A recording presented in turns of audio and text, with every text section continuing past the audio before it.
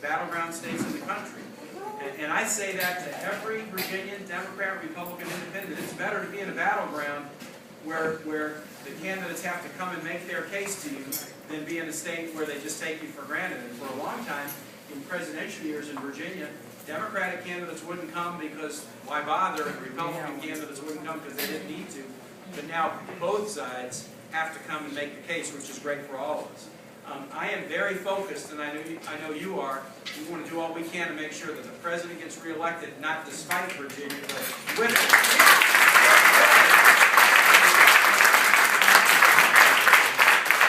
And I do know that there will be very intense investment and visiting of the president, vice president, first lady to Virginia.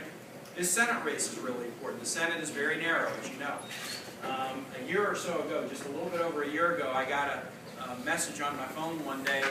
This is Jim Webb. Call me as soon as you can. And I called him and he said, Tim, I've just announced that I'm not going to run for re-election, and I think you should do it. Jim and I have gotten to be very close. He's a really remarkable man and has done a remarkable job in the Senate, especially for a freshman. I hear in the Senate they tell freshmen, just be quiet for 3 or 4 terms and then we'll let you do something. But Jim Webb has been a really strong senator. The GI Bill that he did for veterans benefits for folks coming back from Iraq and Afghanistan, hugely important. He encouraged me to run, and I got to tell you, I had finished 16 and a half years in elected office, and with the thought that I wasn't going to be running more. There was a new chapter in life for my wife and me and our 3 children. It was about public service, but not necessarily elective office. But as I wrestled with it and thought about it for 6 or 7 weeks, and prayed about it, and talked to my wife and kids about it, I just realized there's a lot of really important issues right now, and it's no time to be on the sidelines. And I realized if I decided not to run, I would regret it. I would feel like I was on the sidelines and not really contributing what I can contribute. Because I've loved public service, I've served in some challenging places as mayor of Richmond, as governor of Virginia, the worst recession since the 1930s. I've had to do tough stuff, and frankly, I think we need more people in Washington who are willing to do hard things. The Senate's got a little bit of a personality disorder right now. The personality disorder has got like 2 symptoms.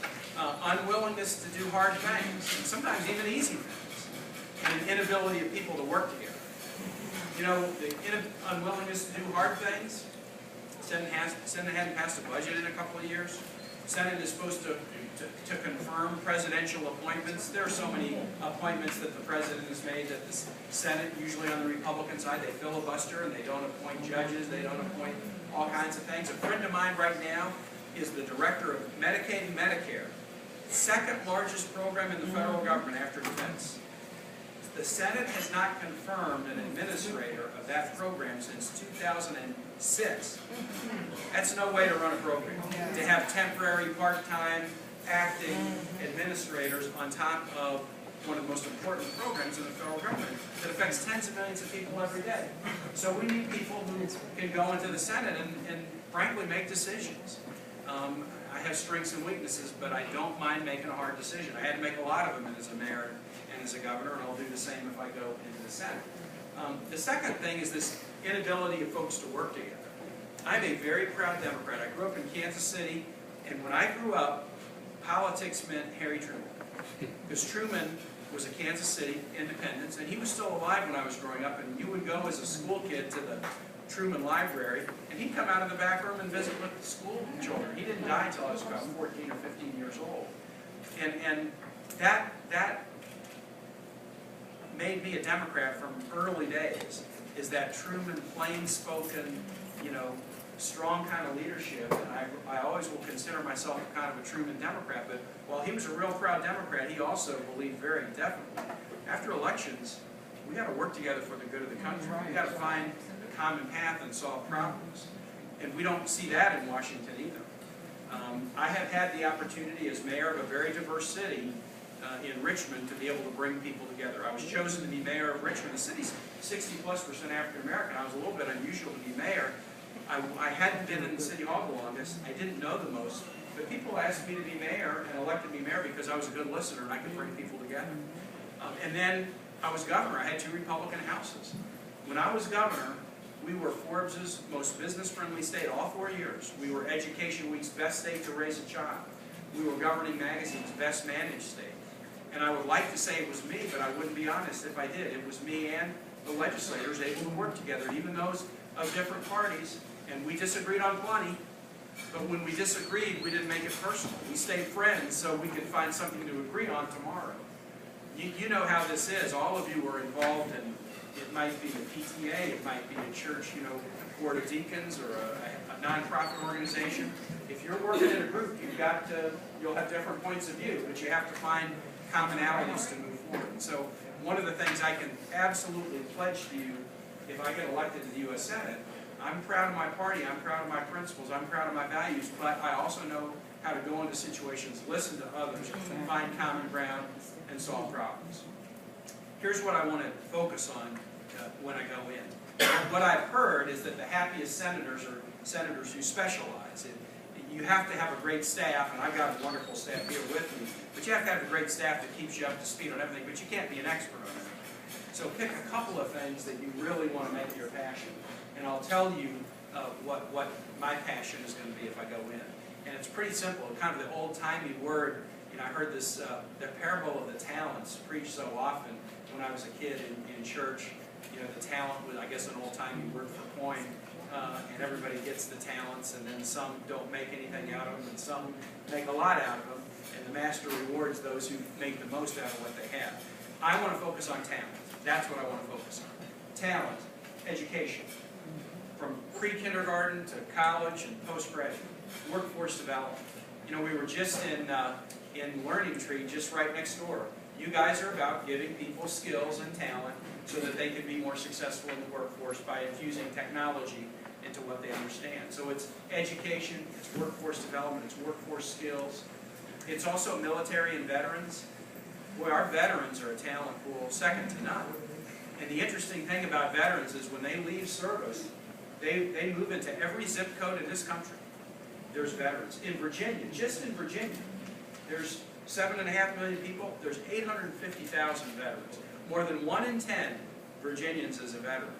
Not 1 in 10 adults, not 1 in 10 voters, but 1 in 10 from 1 minute old to 105. More than 1 in 10 are veterans.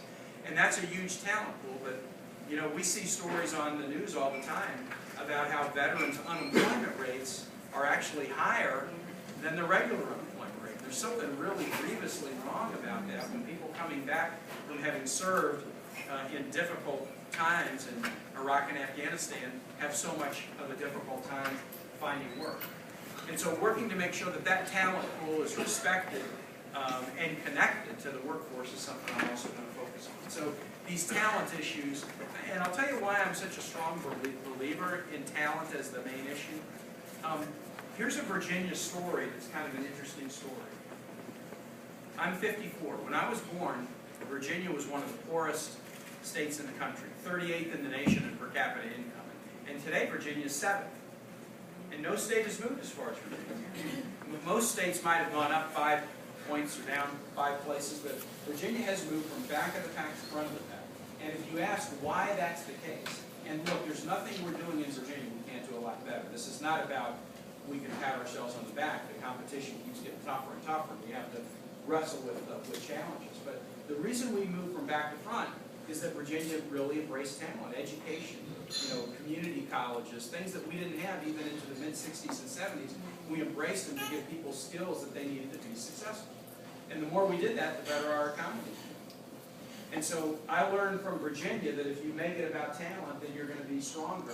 At the national level, we're losing the talent race right now. Our young people, under age 30, we've got a couple youngsters here. I'm seeing some students in the back.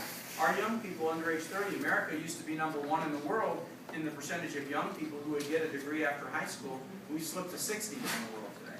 And we're going to be 25th or 30th in the world. I know, Pastor Dix, you're working with youngsters. We're slipping against the competitors internationally.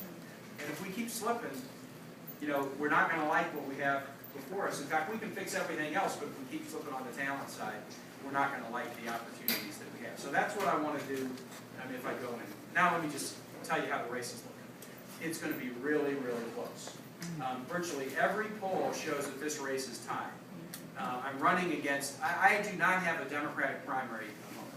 George Allen will be my likely opponent. He has a 4-way Republican primary. I think he will win that. poll, they polled Tim Kaine against George Allen, and virtually every poll had a tie. There have been probably 20-plus polls done by pollsters, and they virtually all have a tie. It's going to be very, very close. Here's the good news. Close is fine with me. I know close and I do close. Close is what I specialize in. I have run 7 races, and I've won 7 races, but I never win by very much. It's always by 2 or 3 points max. I think the most I've ever won a race by was by 6 points once. And so close races are respectable. So I don't get nervous when it's close. In fact, I do my best work when it's close. But what that means is, in a close race, the presidential race in Virginia will be very close. The polling shows that. My race will be close. Having your support, your enthusiasm, your volunteer effort is incredibly important. Here's where the race is right now. It's close, but I think we have the momentum. The other side has shown their hand. They're doing things that are making independent voters mad. They're doing things that are making women voters mad. They're doing things that are making young voters mad.